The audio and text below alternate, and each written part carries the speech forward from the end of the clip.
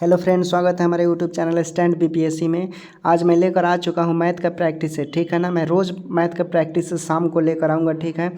हिंदी का मैं लेकर आया ही था और पूरा टोटल पियोन, क्लर्क, स्टेनो और कंप्यूटर ऑपरेटर का तो सेशन चल ही रहा है शाम को रोज़। आप प्ले लिस्ट में जाकर देख सकते हैं। अब एक्स्ट्रा से मैं अलग से स्पेशल सिर्फ मैथ का प्रैक्टिस सेट करवाऊँगा। वैसा क्वेश्चन जो प्रीवियस ईयर में पूछा गया है बिहार सिविल कोर्ट में, वही क्वेश्चन होगा, ठीक है। पियोन लेवल होगा, क्लर्क होगा, स्टेनो होगा, कंप्यूटर होगा, ठीक है। मैथ सब में इसेंशियल है। तो मैथ देखिए मैथ में बनाने का जो तरीका होता है वो सब किसी का अपना अपना अलग हो सकता है, ठीक है। एक क्वेश्चन को हम कई तरह से सॉल्व कर सकते हैं, इसलिए ये ज़रूरी नहीं है कि मैं जो तरीका बता रहा हूँ आप उसी तरीके से सॉल्व करेंगे। आपको लगता है कि आंसर आपके तरीके से भी आ रहे हैं, किसी भी तरह से आंसर आना चाहिए बस, ठीक है। तरीका अलग हो आपका भी, लेकिन आंसर आना चाहिए। जो मैं आंसर बताऊँगा वो आए तो सही है, ठीक है फ्रेंड। तो चलिए मैं सेशन लेट किए बिना आज का जो पहला प्रैक्टिस सेट है मैथ का वो मैं आप लोगों के बीच लेकर आया हूँ। देखिए पहला क्वेश्चन है 23, 45, 64, 81 और 77 का माध्य यानी मीन क्या होगा।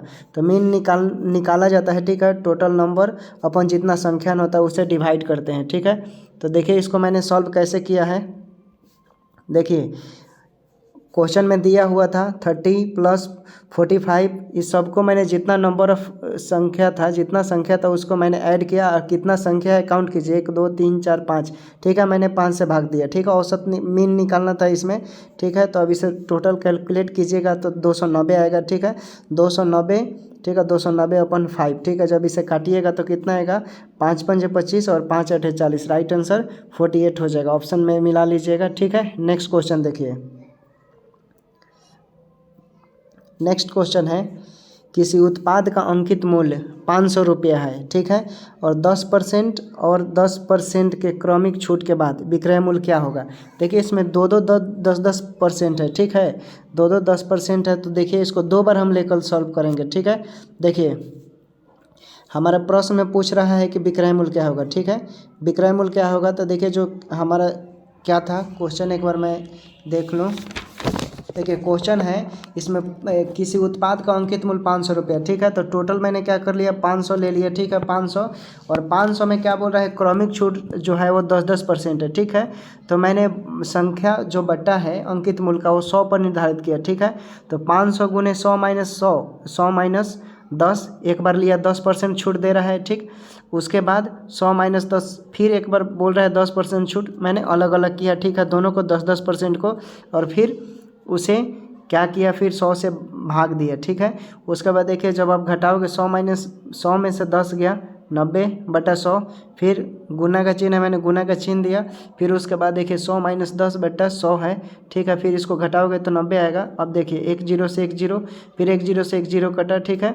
और 0 0 यहाँ है तो 0 0 से ये काट दिया मैंने, ठीक है। ये कट गया और आप जब इसे एक गुना करोगे काट कूट कर 81 आएगा। 81 गुने 5 में जब गुना करोगे तो 5 1 5 और 5 बटे 40, 405, राइट आंसर, ठीक है। नेक्स्ट देखिए, दो संख्याओं का अनुपात 4.5 है, ठीक है। दो संख्याओं का अनुपात कितना है, 4.5 है। तो उनके घनों का योग 512 है, उनके अंतर का वर्ग ज्ञात करना है, ठीक है। तो देखिए जब कोई भी चीज़ अनुपात में दिया रहता है तो उसे हम लोग x लगा कर मानते हैं, ठीक है। मैंने क्या किया, संख्या को एक क्या मान लिया, 4x मान लिया और एक को 5x मान लिया, ठीक है। अब प्रश्न के अकॉर्डिंग चलते हैं, उसमें बोल रहा है घन का अंतर, ठीक है। तो क्यूब होगा ना। तो देखिए मैंने क्या किया, दोनों का योग दिया था तो मैंने क्या किया, AQ + BQ के फॉर्म पर इसे फिक्स किया, ठीक है। ये हमारा फॉर्मूला बैठ गया, ठीक है। वो घनों का पूछ रहा था इसलिए मैंने क्यूब लगाया, इसमें अपने मन से नहीं लगाया है, ठीक है। उसके बाद देखिए 5 का क्यूब कीजिएगा तो 5 5 25 और 25 5 125 होता है, 125 क्यूब तो x क्यूब हो गया, ठीक। फिर उसके बाद 4x है, ठीक है। 4x, तो 4x को आप 3 बार मल्टीप्लाई करोगे, 4 × 4 × 4 तो कितना आएगा, 64 आएगा, x⁻³ हो जाएगा। घनों का जो अंतर है वो कितना दिया है, 512, ठीक। अब इन दोनों को आप ऐड करोगे तो 189 आएगा। x³ = कितना हो जाएगा, 15 12, ठीक। अब मैंने क्या किया, ये जो गुना में है इधर किया, इसे भाग में मैंने पलट दिया, ठीक है। कितना हो गया, ये 15 12/189 है, ठीक है। अब इसे मैंने काटा, ठीक है। अब इसे ये काटोगे 3 से 189 में गुना करोगे तो 15 बार आएगा, ठीक है। अब देख लो गुना कर कर आएगा, ठीक है। उसके बाद हमारा कितना आ गया, x³ का मान आ गया कितना, 8 आ गया, ठीक है। जब ये गुना में है तो इधर मैं जाएगा तो ये क्यूब रूट में हो जाएगा, ठीक है। तो अब जानते हैं कि इसको ऐसे लिख सकते हैं 2 × 2, ठीक है। तो क्या हो गया, इसका राइट आंसर 2 हो गया, ठीक है। सॉल्व कर लीजिएगा आप अपने तरीके से भी। नेक्स्ट देखिए, उसके बाद इसमें 2 आ गया, हमारा x का मान निकल गया, ठीक है। अब बोल रहा है संख्या जो था हमारा अनुपात में था 4:5, ठीक है। तो 4x हमारा संख्या है, तो 4 × 2 का मान एक संख्या कितना आ गया, 8 आ गया, ठीक। फिर उसके बाद 5x वाले में देखिए तो 5 × 2 यानी एक आ गया कितना, 10, ठीक है। अब हम निकालेंगे जो संख्या है वास्तविक संख्या, ठीक है। अब देखिए तो क्या हो जाएगा, 10 का स्क्वायर माइनस 8 का स्क्वायर, ठीक है। इसको ऐसे लिखेंगे हम 10 × ये हो गया हमारा, ठीक। तो राइट आंसर कितना हो जाएगा आपका, 2 बचेगा, ठीक है। तो 2 का स्क्वायर कितना हो जाएगा, 4 हो जाएगा, राइट आंसर 4 हो जाएगा, ठीक है। नेक्स्ट देखिए,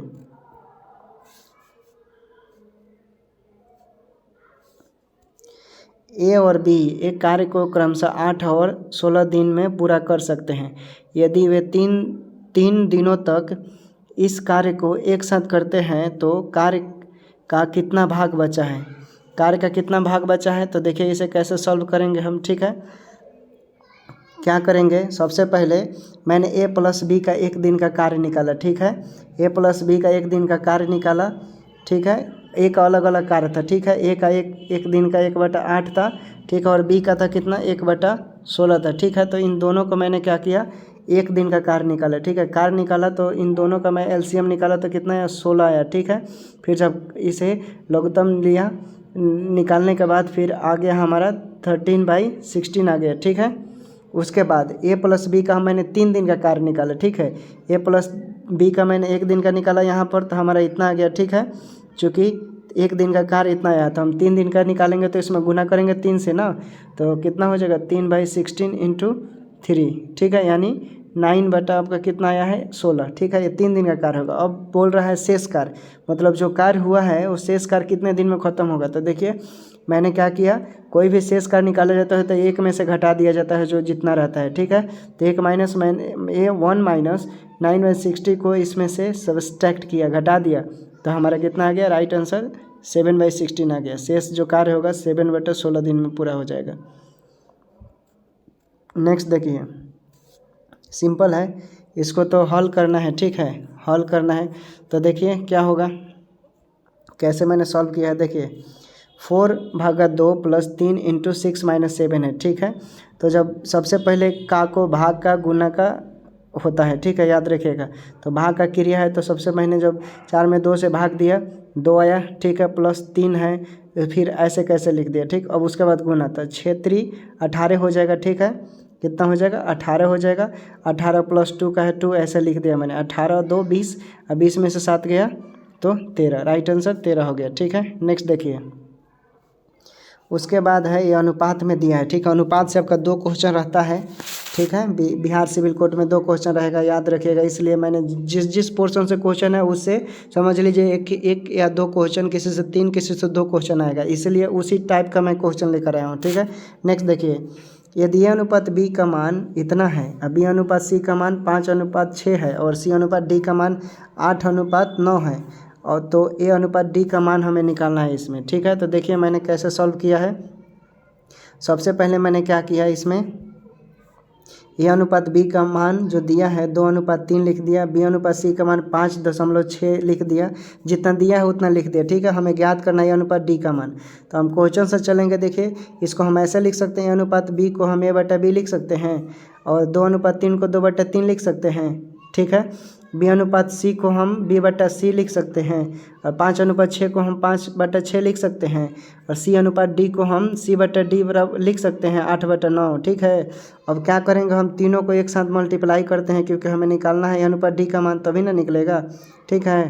तो देखिए यहाँ पर ट्रिक देखिए, a अनुपात b गुने b अनुपात c गुने c, c से c कट गया, ठीक है। बी से बी कट गया, क्या बच रहा है आपका, ए बटा डी बच रहा है ना, तो यही हमें निकालना है। तो मैंने सबको गुना किया, ठीक है, गुना किया, 2 से 6 को काटा, 3 बार में गया, ठीक है। तो 8 पंजे 40 हो गया, ठीक है, और 3 3 का 9 और 9 9 81, यानी 40/81 हो गया हमारा। तो यह अनुपात डी का मान कितना आ गया आपका, यह अनुपात डी का मान देखिए 40/81 आ गया। इसको हम 40/81 भी लिख सकते हैं, राइट आंसर ये हो गया, ठीक है। नेक्स्ट देखिए, इसके बाद है 40,000 रुपये में एक्स एक स्कूटर खरीदता है और मरम्मत पर 5,000 रुपये खर्च करता है, वह इसे 54,000 रुपये में बेचता है, तो उसका लाभ प्रतिशत ज्ञात कीजिए। देखिए इसमें क्रय जो है वो अलग अलग है, ठीक है। तो सबसे पहले हम क्रय निकालेंगे, कुल क्रय, ठीक है। देखिए मैंने कैसे सॉल्व किया है, सबसे पहले मैंने क्या किया है, कुल क्रय निकाला, ठीक है। कुल क्रय मूल्य जो है एक 40,000 रुपये और एक 5,000 रुपये, ठीक है। ये कुल क्रय मूल्य हमारा 45,000 रुपया हो जाएगा, ठीक है। विक्रय मूल्य बेचता है 54,000 रुपये में, बोल रहे हैं यहाँ पर लाभ होता है उसे, तो लाभ कितना हुआ वो निकालना है। तो देखिए क्रय मूल्य हमारा पता हो ही गया, ठीक है, टोटल क्रय मूल्य पता हो ही गया, विक्रय मूल्य दिया है, ठीक है। तो लाभ बराबर क्या होता है, विक्रय मूल्य माइनस क्रय मूल्य होता है, यानी 54,000 में से 45,000 घटा दोगे तो 9,000 रुपया उसको लाभ होता है, ठीक है। नेक्स्ट देखिए,